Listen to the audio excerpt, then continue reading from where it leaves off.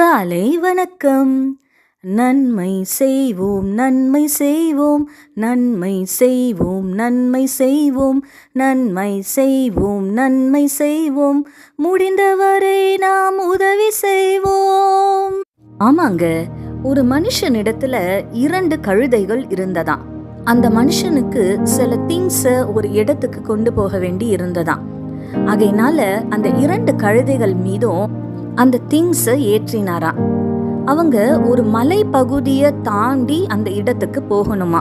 அந்த 2 கழுதைகளும் பேசிக்கொண்டே நடக்க ஆரம்பித்ததாம். அதுல ஒரு கழுதை சொல்லுச்சான், என்னால இன்னைக்கு ஒண்ணுமே முடியல, எனக்கு ரொம்ப பலவீனமா இருக்கு, என்னோட சுமையிலிருந்து ஒரே ஒரு சுமையை மட்டும் நீ எடுத்துக்கிறியா அப்படின்னு இன்னொரு கழுதை கிட்ட கேட்டுச்சான். இந்த இன்னொரு கழுதை அதெல்லாம் என்னால முடியாது அப்படின்னு ரொம்ப கடுமையா பேசிருச்சாங்க. அந்த மலை பாதையில நடந்து போகும் பொழுது பலவீனமா இருந்த கழுதை சுமை தாங்க முடியாம ஸ்லிப் ஆகி மலையிலிருந்து அப்படியே கீழே விழுந்துருச்சாங்க. அது கொண்டு போன திங்ஸ் எல்லாம் இங்கும் அங்குமாய் சிதறி கிடந்ததாம். அந்த மனுஷன் அந்த திங்ஸ் எல்லாத்தையும் எடுத்து அந்த இன்னொரு கழுதை மேல ஏத்துனானா. நன்மை செய்ய மறுத்த கழுதை இப்பதான் ஃபீல் பண்ணுச்சா, ஒரே ஒரு சுமைய தானே என்ன சுமக்க சொன்னா, அந்த உதவிய அந்த நன்மைய நான் செய்திருந்தேன்னா அந்த கழுதை காப்பாற்றப்பட்டு இருக்குமே, இவ்வளவு சுமைய நான் சுமக்க வேண்டியதில்லையேன்னு ரொம்ப வருத்தத்தோட நடந்து போச்சாங்க.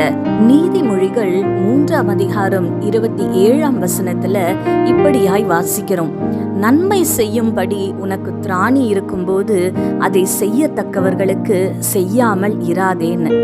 அந்த நன்மை ஒருவருக்கு நாம் செய்யக்கூடிய சின்ன உதவியா இருக்கலாம், இல்ல ஒருவரை ஜெபத்துல தாங்குகிறதா இருக்கலாம், இல்ல ஒருவருக்கு ஆறுதலா இருப்பதா இருக்கலாம். இப்படி ஏதோ ஒரு நன்மை ஒருவருக்கு அந்த நன்மையை செய்யும்படி நமக்கு திராணி இருக்கும்போது அதை அவர்களுக்கு செய்யாமல் இருக்கக்கூடாது என்று வேதம் நமக்கு போதிக்கிறது.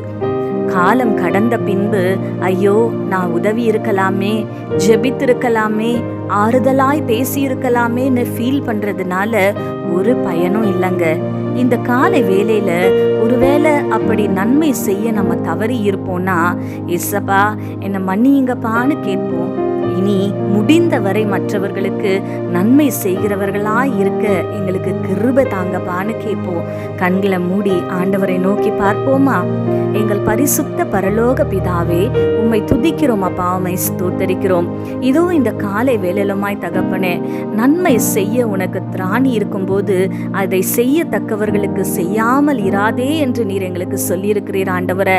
அப்பா, ஒருவேளை அப்படி நன்மை செய்ய நாங்கள் தவறி இருப்போம்னா எங்களை மன்னியுங்கப்பா, நாங்கள் செய்த தவறு எங்களுக்கு மன்னியுங்கப்பா.